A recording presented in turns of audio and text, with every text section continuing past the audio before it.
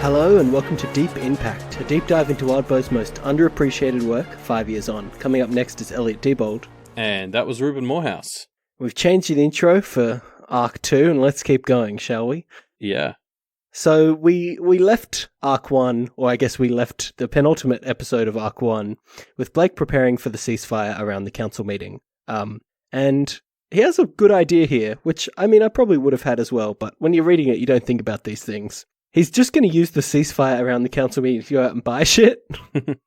No, this was my first thought as well when we heard about the ceasefire. I think it's a couple of hours each side. I was like, so that's pretty much going to be his only chance to go and buy more beans and rice. Yeah, once a month he has a 6-hour shopping window, and that's it.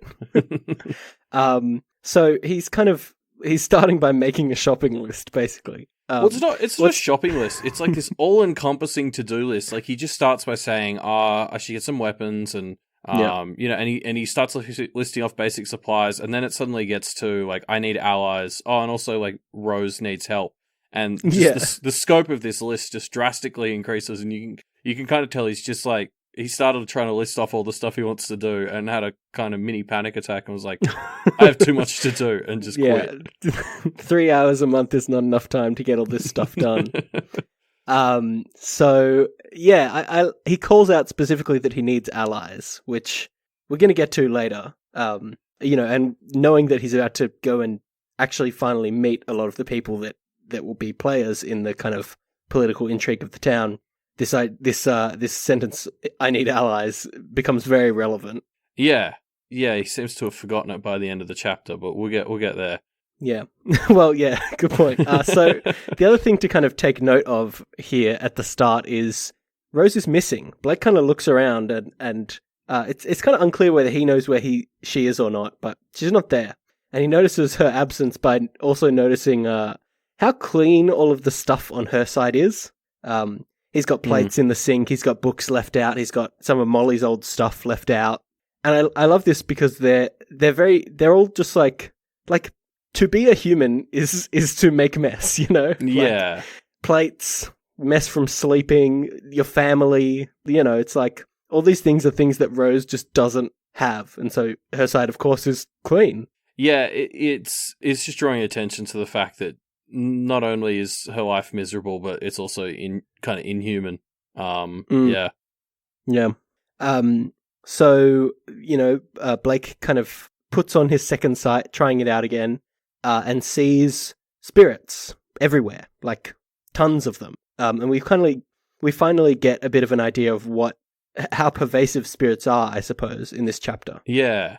This is sort of like he saw a couple last time, but this is really where I'm getting the sense of, and he goes into it a bit more, but they're not like souls or ghosts, which was more my impression last time. It's just like they seem to be like the embodiments of any kind of concept or idea that it's very animist.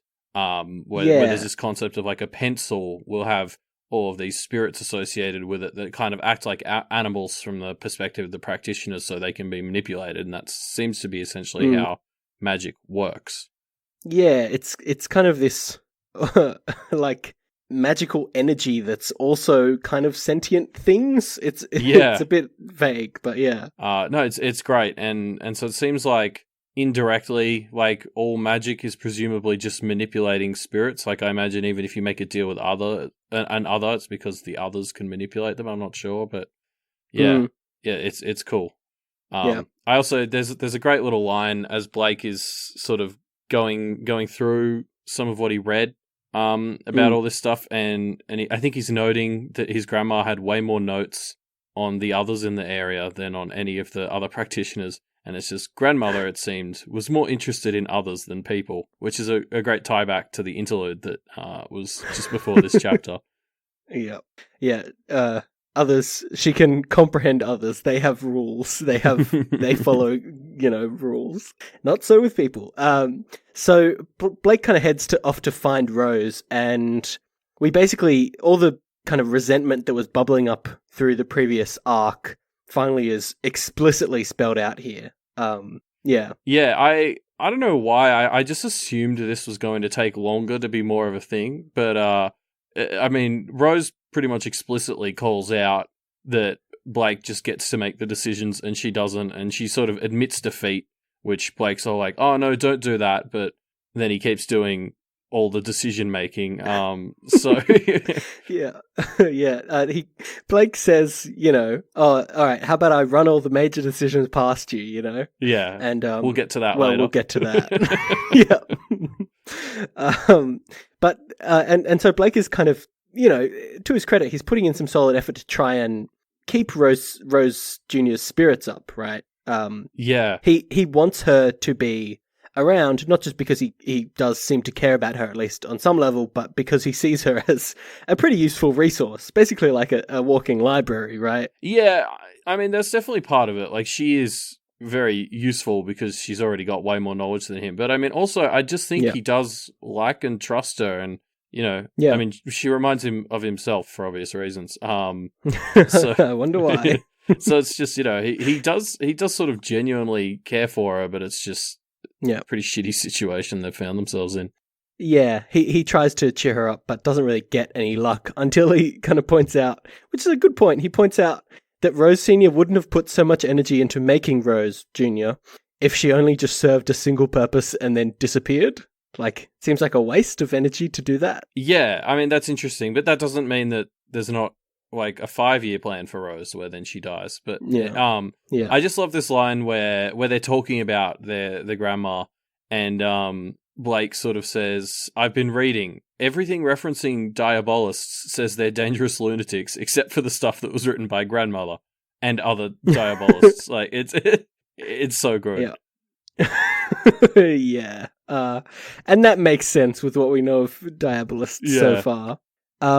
So they kind of talk more about some of the other practitioners and Jacob's Bell prepping for the council meeting a bit, but we'll get to that. We'll get to their discussion of these people later, I think.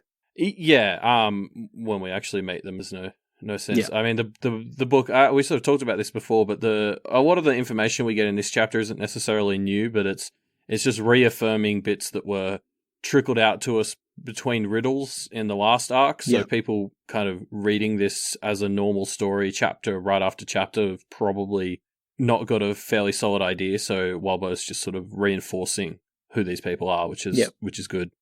Yeah. So then it's time for the council meeting, or 3 hours before the council meeting, and the spirits part. It's this weird image. It's a nice image of these spirits kind of just softening up. The world just kind of softens, Yeah. In a very tangible way. Like the snow that's outside kind of stops falling as heavily, and everything just seems to get a bit nicer out there in the world. Yeah, I love how we're constantly sort of getting drilled into us by Walbo that the spiritual, or the spirits and the practitioner world and the mortal world are so intertwined. Like, things that affect the spiritual world seem to affect the real one, and just in a way that kind of seems a bit random or just sort of makes sense to normal people. It really seems like practitioners are kind of stuck between these two sides of the same world. Yeah, totally. And just a different kind of form of energy that governs the world, Yeah. And I mean, because I'm already getting this idea that, we're sort of supposed to extrapolate these concepts and think like things like World War II or any other war were probably, things going on in the world of practitioners that sort of steered things in those directions. Like, it seems to be implying that a lot of like even quite widespread hate of certain peoples and stuff is being influenced a lot by spirits. And so, there's sort of this secret Illuminati of practitioners that have sort of been guiding or affecting history more than guiding it. Yeah, I think even if it's not guiding it, it's definitely like these major events in the quote unquote human world would definitely have had like scars and rippling impacts into and out of the practitioner world or the spirit world or whatever you want to call it. So Blake takes this opportunity to go shopping, quick shopping spree. We get a great shopping arc early on in this story too. Blake buys 20 mirrors and a bunch of weapons, and not normal person weapons. He gets like a baseball bat, but he also is like looking at buying an ice pick for a bit. He gets a hatchet. Like, shit, man. Yeah. What are you doing? Buying the pile of mirrors is nice because he sort of, after his argument with Rose earlier in the chapter, he makes this thing where he's going to try and show her that he's sort of sorry and is trying to make things right, not tell her. And this is a great little, delivery on that sort of promise to himself. Yeah, he definitely earns some points with Rose. She's still annoyed in general, but she kind of concedes that that's a nice nice move. Yeah, exactly. As Blake is going to check out with some of his food that he's purchased, he bumps into the Walkers, his cousins, Callan, Irene, Kristoff. Callan, Irene, and Kristoff. So Irene is his aunt, and Callan and Kristoff are her sons, who were Molly's brothers. So it's the Molly contingent of the family. Yeah, and Blake is trying to be respectful here. I mean, he obviously hates them, but he's trying to. He cared for Molly too, and he's trying to respect her by being nice to them. Basically, look, he does nothing wrong. Like within this interaction, I don't. Well, up until the sort of the fisticuffs. Yeah. He's pretty reasonable. It's very much they're the antagonists of this particular confrontation. Well, yeah, mostly he's in the right, but there's this one weird moment where they're talking about like how he couldn't wait to get into the house, and I think it's Callan who says, "Oh, you couldn't even wait until her body was cold until you moved in," and Blake's internal monologue says, "She was cold before she died, I thought." And it's just. It's so weird. He's just like he just has this memory of like, oh yeah, she died out in the woods. She would have been cold before she died. Like, what? It's this weird kind of like, it almost feels like he's trying to do like a sick burn on someone, but yeah, I don't know. I don't know who he doesn't or say why. It because it's horrible. Yeah. I was trying to think if he was also meaning more than just like literally temperature, like. But I don't. Yeah, like I don't know. I don't really know where this thought fits into everything. It just jumped out at me. It's like that's such a strange thing to even just think to yourself. Yeah. So Blake is trying to be nice in this interaction, but Callan and the other Walkers are just so. It seems like they are just things just happen to go as wrong as they possibly can. Right? Like Callan just won't let it go. Won't not be aggressive towards Blake, and so they have this relatively brief physical altercation. Blake kind of holds his own pretty well against Callan and knocks him down. But then kind of gets the sense that, oh, this has been set up. So he turns on his second sight and sees the Walkers are connected to him in a more direct way than any other connections between people. And so he suspects that there's some kind of magic trickery going on here. Yeah, well, he specifically calls out that the lines between himself and the Walkers have a different look than between everyone else that he can see in the room.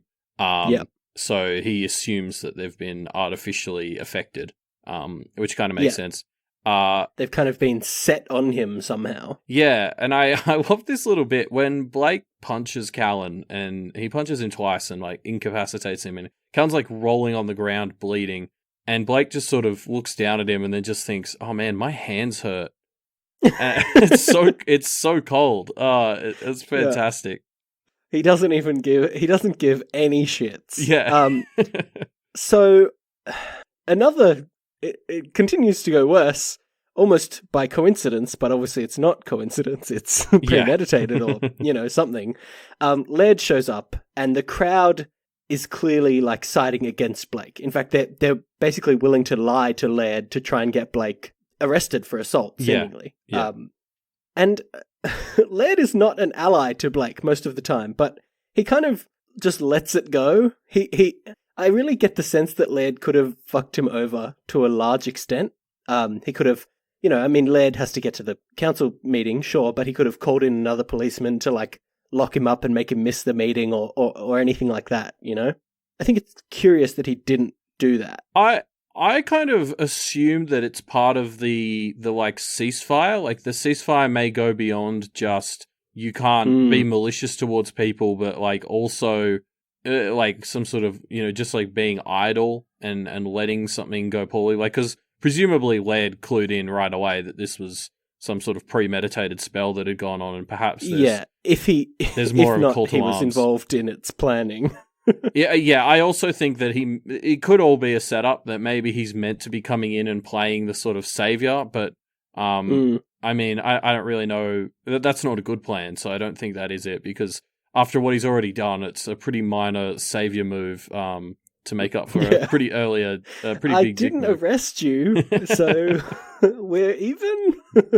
I do. I love the clever little wordplay they do, where Blake sort of says some stuff to him, and Laird's like, are you giving me snark?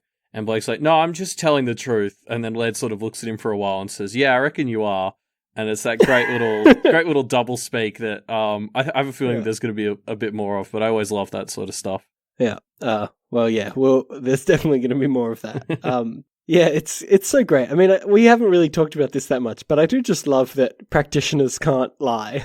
Like, it just makes all these interactions so fun. Yeah, well, it's so great because it turns all of the interactions, or analyzing like all the other practitioners and their actions, into more what did they really mean, rather than are they telling the truth or not. Like, it's such a more interesting dynamic for us to try and look into what are they really talking about, rather than that probably just can't be trusted. It's going to be a lot of fun, and it means that every practitioner has to be trained in deceit. Like, just by the fact that they exist in this world, they have to know how to be deceitful, which is great. Yeah. I assume if you want to be even remotely competent, you have to learn not to just be too easy. Yeah. So Laird kind of escorts Blake to the council meeting, meaning that his shopping spree is over. And it's at a church, which I think is funny. And then, Blake enters, and we see everybody who we saw back in the vision at the start of the story. Yeah. Well, what was interesting to me is this isn't just a meeting of the practitioners, which was sort of what I thought. It also seems to be all of the others. Like, I thought maybe a couple would show up, but like from Blake, Blake talks about how it takes an hour for the trickling of others to cease, which implies to me that there's like potentially hundreds, which is terrifying. Yeah. We see Patrick and his crew, who obviously we've met. I don't think we see any of the others from the whole pizza delivery guy. No, he does. He recognizes the no-face lady. Oh, the faceless lady. Yeah. Perfect. A classic. And we get names to each of the faces that we haven't got names to yet. So there's the Behaims, of course, the Duchamps. The Duchamps, we kind of learn is revealed to us that they are an all-women coven of enchantresses that focus on, like, altering relationships between people and things. And so we've already been introduced earlier into this chapter to the concept that there are essentially spirits representing the relationships between people as well. And so enchantresses focus on manipulating those, and it just immediately makes them obvious suspects for the attack that just happened. Yeah. And it's obviously relevant that Laird seems pretty chummy with who seems to be the leader of the Duchamps as well. Then we have who else do we have? We have Mara Angnakak, who is an Indigenous Canadian who seems kind of more other than practitioner. Yeah, so she sounds more like what I was sort of picturing when the Ward of Montreal was mentioned last chapter, like someone who's just sort of an incredibly powerful and long-standing practitioner. Yep. We have the Briar girl, who is a kind of teenaged girl with a very imposing kind of chimera animal familiar that's made up of like a bear and a fish and some weird stuff. Yeah, she seems creepy. Yeah. Well, because it sounds like she may be under the control of her familiar, like she perhaps overreached with choosing her familiar, and obviously I still don't know most of the details around familiar choosing, but I mean that's a terrifying extra bit of the mix of familiar picking. Yep. We get Johannes, who we haven't really seen since the vision, I don't think, but no, he's back. He's got a dog that seems to glow a little bit, and there are a bunch of young children ghost other things that are crowding around him, which is delightful. Yeah. Delightful. I mean, obviously, considering they're others, it doesn't necessarily mean anything, but it certainly adds a bit of a like ick factor to Johans, that he surrounded himself with a group of children like others. he definitely gives me this like vizier kind of vibe, you know? He's like, well, he just seems a bit proper, but actually there's clearly some shady shit going on there, you know? Yeah, he strikes me as one of those people who's just noticeably sleazy as anything, but like acts as if he's very proper. Yeah, totally. We get Padraig again, and sticking close to Padraig is the girl who Blake saw talking to him, a teenager in a checkered scarf. Yes, Maggie who Holt. I think we know is Maggie Holt. Yes. Yeah. So we kind of have this meeting, and Laird kind of calls out to Blake to introduce himself because they're all kind of there to see him. And Blake has an idea, a very impulsive idea, and doing the right thing, he asks Rose's permission without really giving her any details of what he's actually planning to do. Yeah, which is great. It's almost like he only said it just because otherwise he'd be breaking his word. Because he's like, I did say I'd run impulsive plans by you, and thinking I'm gonna do one. And Rose is like, what the fuck are you talking about? Like, just sit down. And he's baffled by it. No, I've done my duty. I have sort of run it past you. And it's like, as if that counts. Yeah. Like, that's absolutely not in the spirit of that promise.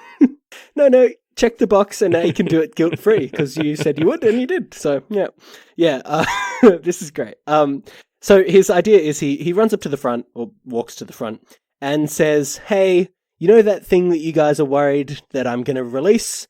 Well, it's already been summoned, and if you offer not to attack me, I will make a ceasefire with you, the first 3 people who make this deal. Yeah. And that's that. That's his plan. I mean, it's an idea more than a plan, I suppose. It's definitely like a go big strategy. I'm sure Rose Senior is in whatever plane she has moved on to, probably looking up at Blake and smiling.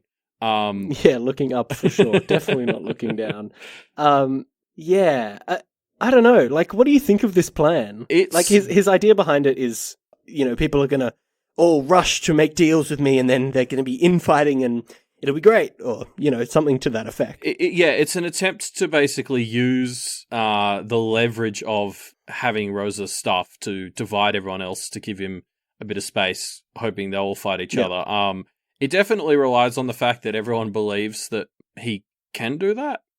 Yeah. So I don't know how it's going to work out, especially since we're just starting an arc called Damages. But yeah, no meta knowledge. Yeah, we'll see. I still think it's a high risk, high reward plan. Yeah. So yeah, we'll see how it goes. Yeah, we will see. But that's the end of the chapter. He announces his grand plan, and the chapter ends before we really see how anyone reacts to it. Yeah, it's a great sort of cliffhanger, like dropping this huge bombshell, and then it took a lot of effort to not just for me a few days ago to not just hit that next chapter button. Yeah, this is great. Yeah. But I guess we'll see how it pans out next chapter. You'll see how it pans out, 5 minutes after we stop recording, I guess. Exactly. So that was Damages 2.1. What do we think of this chapter on the whole, Elliot? Yeah, I'm exciting. I mean, we're back to sort of a bit of a setting up chapter because we're starting a new arc, but we're getting lots of little details on how magic works now that Blake can do it, which is really cool. And yeah, I don't know, I'm just excited to see where it goes. Yeah, I think the thing I liked most about this chapter is it just revealed another completely different way for magic to work in this universe. Altering the bonds between people as a tangible thing that can be, like, seen and messed with. It's great. It's just like, oh yeah, cool. Magic can do this too, I guess. Why not? Yeah. Again, because we've talked about how there's all this symbolism woven into the world of practitioners, and now we're sort of seeing that it just extends into the world. Which is great. Wildburst created a world where metaphors are in the text. It definitely suits his style. So enough about what we thought about the story. Let's talk about what some other people thought about the story as we visit comments from 5 years ago. Yeah. Do you want to start with yours? Yeah, sure. So I've picked out a comment by a user named Chair, and it's not like a particularly like literary insightful comment, but it was just something. It's just a little insight that I completely missed, which was Blake notices while he's shopping for all his stuff that everyone is staring at him, and Cher points out that his shopping cart is like a baseball bat, a chain, a bunch of mirrors, and like he's looking at ice picks and hatchets. So of course everyone's staring at him. Like that might have nothing to do with what he is. It's just if you see someone with that like shopping cart, you're probably going to wonder what on earth they're up to. I don't think you even wonder. I think you just assume they're a serial killer. I think I missed this on my first go around too. It's like, Blake, you don't have to be so paranoid. You're buying some weird shit. Yeah, well, because I've sort of bought into Blake's paranoia so much. So Cher's comment really sort of was a great way for me to take a bit of a step back and be like, no, actually, like he is just being super weird. Yeah, super dodgy. Yeah, I like that comment. I picked one out by Mr. No Yes, and I like this comment. So the gist of the comment is he's pointing out that for some stories, you can easily put yourself in the protagonist's shoes and think you'd do well, or, oh, this would be pretty difficult. But in a story like Pact, it's hard to imagine that you would survive a day or 2 days. And really, considering the amount of shit that Blake has already been put through, I'm kind of surprised he's still alive, even though we're only one arc in. Yeah, no, it's totally true. And I already had a few moments in arc 1, like when Laird left Blake in that coffee shop and he was getting kicked out, and I sort of talked about how I probably would have just frozen or maybe tried to get the coffee shop to be like, well, I'm not getting out of here until, the chief of police.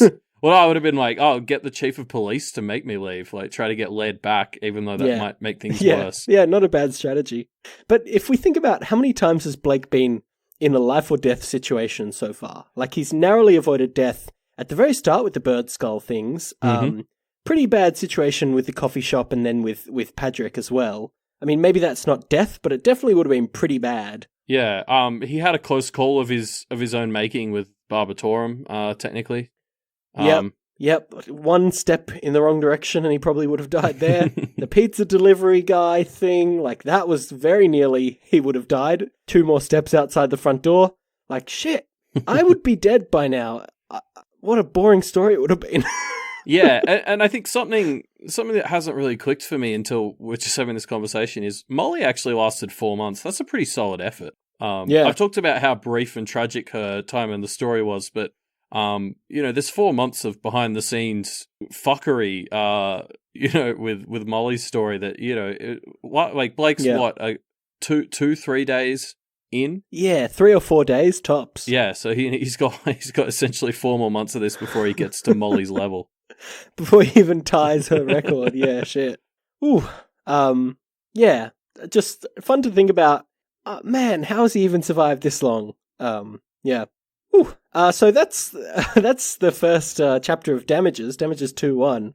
Yeah, I guess that's that, huh? Yeah. That was a lot of fun. I'm keen for the rest of the arc. Yeah. So we'd love to hear what you guys thought about this chapter. What do you think is getting set up? What do you think is going to happen? Do you think people will take Blake's deal? If you want to answer any of those questions or anything else, you can take a look in the show notes down below. We have a link to our discussion thread on Reddit where you can talk about the episodes with us. Yeah, if you don't want to hit us up via Reddit, you can go to our website, which is also in the show notes, mediamdpodcast.com. And from there you can find links to our Twitter and our Facebook and our email address. So those are some other ways to get your info to us. Yep, from the website you can also leave us a review on iTunes, which would be quite helpful. I guess that's that. We'll see everybody in 3 days. Yes. On the 21st for Damages 2.2. Monday the 21st of January. We'll see you then. Bye.